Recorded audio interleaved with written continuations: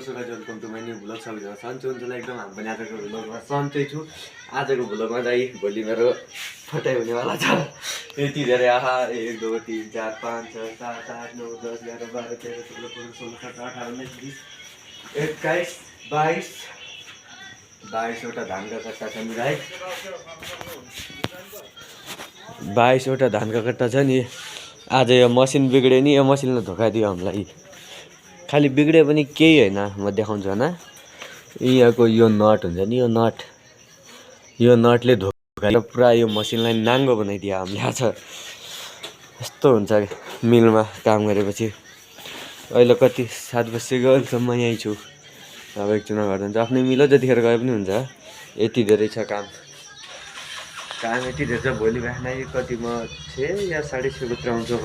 अब सबैजना हुन्छ लाइभ किन आउनु भनेर लाइभ कसरी आउनु आलु खाएर यहाँ यसो हुनु है बिहान आएर आउनु मराउनु पर्छ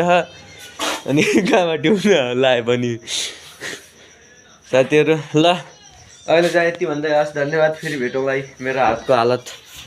यस्ता छन् अहिले भर्खर सब यो गरेर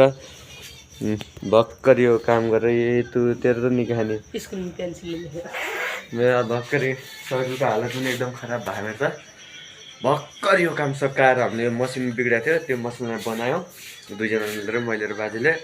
भर्खर त्यो मसिन सकाएर आधीसम्म त फिट नगरेर त्यत्तिकै छोडिदियौँ हामीले यसमा आधीसम्म भोलि आउन छिटो आएर म छिटो आउँछु अरू बेला 9-10 बजी आउँछु